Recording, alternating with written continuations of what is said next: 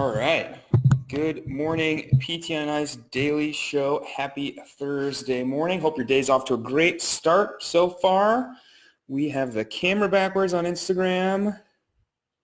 Now it's fixed. There we go. Live here on Facebook, live here on Instagram. I'll be your host today, Alan, COO of ICE, faculty member of our Fitness Athlete Division here on Leadership Thursday, talking all things leadership, clinic management, that sort of thing. Before we get started, don't forget it's Gut Check Thursday. We threw it all the way back to the very beginning with that bike workout, our very first Gut Check workout. 150 calories for time on the bike for guys, 120 calories on the bike for ladies, testing your maximal sustainable intensity. We did that way back in March 23rd. So that gives you a lot of time, about almost 7 months, to get a good, accurate reassessment of where you're at with that very first gut check. So hit that. You can do it on the rower too. Not recommended unless you did it the first time to sub out the run. So try and do it on the very first device that you did it on so that you have a way to compare your score. So what are we getting into today? We're getting into this question that I've gotten a couple times over the past couple weeks that I've gotten. Sorry, my dog has decided to drink water right now. A question that I've gotten over the past couple weeks from a few people, taking a few phone calls about is when to know to ask for more of a percentage of the patients that you're seeing, when to know to ask for a kind of a pay bump in general. And so maybe about 6 months ago, we did an episode on knowing what you're worth. And in that episode, we discussed that you should be getting regular raises, definitely an annual raise, if not more frequently. Sometimes as often as quarterly review with a little pay bump here and there throughout the year is not unexpected at all. And so if you're not getting that already, or if you think you are doing so well that you are ahead of schedule, ahead of expectations, when to ask for that bump, and kind of an objective way to go about it so that when you come to the table, you kind of have all of your ducks in a row, so to speak. So the first thing is to know what percentage of your patients, if any, are coming to see you versus just coming to the clinic by referral through kind of traditional routes, through physicians, through surgeons, or are you starting to kind of build a practice within a practice, so to speak, where folks are lining up to see you because they know you through word of mouth, they've contacted you through maybe stuff you're doing on social media to drum up business, and you're starting to develop your own practice within a practice. So having an objective way to filter that out. The best way is of course to have control over your own schedule and be able to place those people on your schedule. And maybe it's through even a different software than what your clinic is using. Maybe you're using something like Jane or IntakeQ, when these folks reach out to you via social media or through a friend, and that you can come to your employer and say, these folks are coming to see me. They've scheduled with me through this different way. They've reached out to me via Instagram and scheduled with me through Instagram, and I've blocked my clinic schedule to see them. And you start to build an objective way of knowing that these folks are coming to see you, and that in of itself is indicative that you should get more of a percentage of those patients that you see. Because they are coming to see you, and when you start to develop your own practice within a practice, you are kind of reaching folks that maybe the clinic would not normally reach, and that indicates that maybe you should be getting more of a percentage of the revenue of those patients that you see. The second way is maybe you're out in a remote clinic. Maybe you are out in a CrossFit gym. You're away from your main clinic. Maybe you're out with a sports team, some sort of athletic club, something like that. Something outside of the traditional four walls of the clinic. Maybe that's what you're doing. Maybe you're building a satellite clinic, a remote clinic in a different population than kind of the traditional clinic population that your clinic sees. And if you ask yourself, is this an area that my clinic would be in if I was not out here doing it? And the answer is no. Then that kind of puts us back to point number one, that the majority of these patients are then probably coming to see you. Some of them may not even know what clinic you're with or what clinic group you're with. They may only know you for you, and they're coming to see you directly. And so again, that's something that you can then argue and say, the majority of these patients that I'm seeing out at this CrossFit gym that I go to 2 days a week, or this sports team that I go work with, or the dance team or whatever, they are coming to see me. They know me for me, and that I should be getting more of a percentage of those folks, because it is an area that we're reaching that the clinic would normally not have access to if not for me. And then we get into the numbers for the third point. What do numbers look like? So in that episode about 6 months ago, we talked that most PTs will cap out somewhere between 30 and 40% of the revenue they generate. But that's in kind of a traditional clinic setting where that PT is not doing much, if anything, to kind of drum up business. They have no vested interest in the business growth of that clinic. They are just showing up. There are patients on their schedule. They see the patients, they treat the patients, they bill for that time, and then they go home. They are not doing workshops. They're not out doing seminars. They're not out at a remote place. They're not driving here and there to maybe set up a table in a gym or work with a running club Wednesdays at 6 p.m. or whatever you might be out there doing. They're not really doing any sort of side hustle type stuff to drum up business. And so that's kind of why that caps out. You're not really doing anything to grow the business. You're kind of just seeing the business that the clinic is already generating. But when we talk about, when can I ask for more? When should I ask for more? Especially if I'm out here doing kind of my own side hustle, my own practice within a practice thing. What should I be asking for? Those numbers get a lot higher. You should feel comfortable asking for 40%, 50%, 60%, 70%. We're seeing some out-of-network clinics offer 70% of the revenue that you generate for seeing those patients, knowing that clinicians in that kind of setting are attracting their own clientele, and that they deserve the majority of the revenue that they generate, because those folks are coming to the clinic to see that person for their expertise, and they don't really care. They may not even know what the clinic itself is all about. So keep all of that in mind. We've seen, we just had a really good job posting that we posted in the ICE Students page from our friend Meredith out in Grand Junction, Colorado, is kind of a case example, offering about 70%.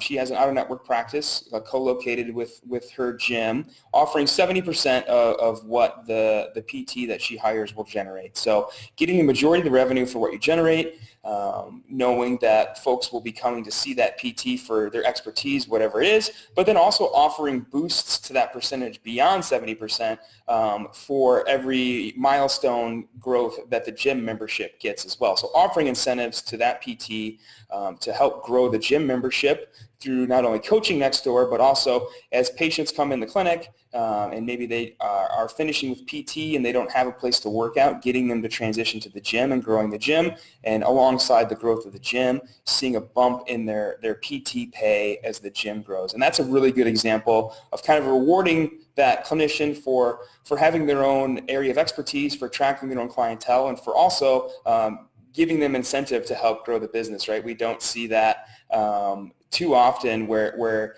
PTs are rewarded for growing the business. Even if they are out there rubbing people down at the 5K or giving stretches out or giving talks at the library or something, we often don't see those PTs rewarded for that business that it drums up. But that's a good example of what it looks like when it's designed to work really, really, really well. And so at the end of the day, I always encourage folks who reach out to me to talk to their leadership first. Before you think about breaking away and starting your own side hustle and leaving the clinic, always reach out to your leadership and tell them, hey, I feel like I'm doing a lot to attract patients, and that the majority of these patients are coming to see me. And maybe if you are at a remote spot away from the main clinic, maybe if you are seeing patients part-time or even full-time at a gym or with a team or something like that at the high school, saying these folks are only coming to the clinic and getting billed through the clinic because of me. And I think we need to talk about what that looks like as far as revenue sharing looks like. And that may even look something further than just getting more of a percent of what you bill, but maybe we start to talk about profit sharing as well, some sort of percentage of the profit of the entire clinic group at the end of the year is kind of a reward for growing a new arm of the business under the business's flag. Any clinic leader worth their salt is going to want to keep you. They don't want to see you split apart. If you truly are attracting a large majority of those patients And they know that they don't want to see you leave with all those patients, because they know those patients don't really have an attachment to the clinic group. They have an attachment to the clinician, and they don't want to see you split off at all like that. They want to see those patients remain with the clinic. They want to see you remain with the clinic and continuing to drum up that business with the clinic as well. So always have that conversation. Sit down and have that conversation that I feel like I am drumming up my own business, that a lot of these folks are coming to see me. I want to know the percentage that you are taking, what is being done with that money. If it is going to marketing, what does that marketing look like? What is that doing to fill my schedule? Because I feel like most of these folks are coming to see me through word of mouth and referral, and not coming in through kind of the traditional referral channels through the clinic. And what does that look like as far as a pay bump goes as well? So have those conversations. Start first. Come with data. Always come with data. An objective way to know what percentage of your patients are scheduling through you, are coming through you through word of mouth referral, through maybe social media or email. Know, hey, I'm seeing about 2 or 3 or 5 patients a day on my schedule that are booking with me versus calling the clinic or getting referred from a physician. Come with that number. Ask yourself, is this an area that the clinic would be in? Is this an expertise area the clinic would be in? If not for you, is this an area geographically that the clinic would be in? If not for you, if you're driving an hour to set up shop in a remote spot that no one else wants to go to, that sort of thing. And then ask, what is the clinic doing for you to put people on your schedule? Are you primarily basically running your own practice within a practice? If you are, you deserve a much larger share of the revenue than kind of the traditional 30 to 40%, because you are out there hustling and filling your own schedule, and getting folks to refer other patients to you and friends and family members via word of mouth. If you're out there doing workshops and that sort of thing and drumming up all that business, then you deserve the lion's share of that revenue. Always sit down and have that conversation. Especially if you feel like it's not sustainable based on what you're getting paid. If you feel like you're driving an hour away to a remote spot to see some patients, and basically at the end of the day it's kind of a wash with what you get paid, have that conversation with your clinic manager, owner, like, this is not sustainable for me financially. What I'm getting paid versus what I'm doing to make this work is just not balancing out. Have that conversation. Be honest. Come with the data. And again, most leaders will be happy to talk about negotiating a greater percentage of the patients that are yours. Maybe even some profit sharing options as well, especially if you are kind of running your own remote shop. If you are maybe in a CrossFit gym full time and you're seeing patients full time, and you're kind of running a new clinic, even though it's not technically a clinic, maybe it's just a table in the corner of the gym or something, or maybe you're setting up shop with the high school athletic teams every day after school. Even though it's not technically a new clinic, it is a new clinic's worth patient-wise, and that's definitely something where you can maybe negotiate that you get some sort of profit-sharing percentage of all those patients that you see in order to compensate you for helping grow the clinic in a new area. Any clinic owner that wants to expand and grow their clinic, multiple locations, serve a greater area of expertise, greater geographical area, should be very, very happy to reward you for helping expand their company on their behalf, usually with no effort on their behalf and all the work and expertise on yours. But sit down and have that conversation first before you just decide to file your LLC paperwork and start your own company and go from there. Make sure that there isn't a compromise that you can come to that will make you both happy. So I hope that helps. I hope that helps clear up kind of maybe best practice of the way to go about that. Again, it's not uncommon in some of these situations to be compensated upwards of 70 to 80% of the patient revenue that you generate if you are truly seeing all of these folks yourself, that they're coming to see you, they're coming for your expertise and not necessarily the clinics, and get rewarded very, very well. Again, we posted that job opportunity with Meredith out in Grand Junction in the iStudents page. Check that out.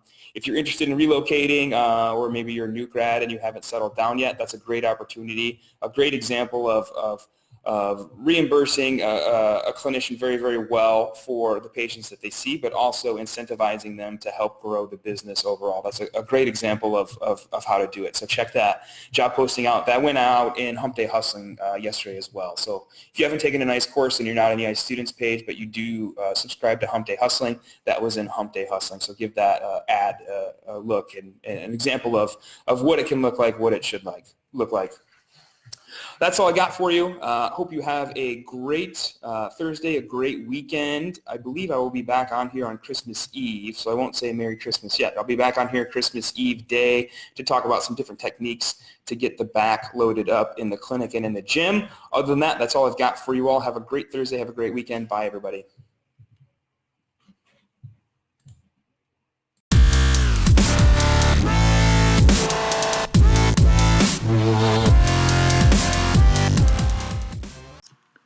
Hey, thanks for tuning in to the PT on Ice Daily Show. If you enjoyed this content, head on over to iTunes and leave us a review. And be sure to check us out on Facebook and Instagram at the Institute of Clinical Excellence. If you're interested in getting plugged into more ICE content on a weekly basis while earning CEUs from home, check out our virtual ICE online mentorship program at ptonice.com. While you're there, sign up for our Hump Day Hustling newsletter for a free email every Wednesday morning with our top 5 research articles and social media posts that we think are worth reading. Head over to ptonice.com and scroll to the bottom of the page to sign up.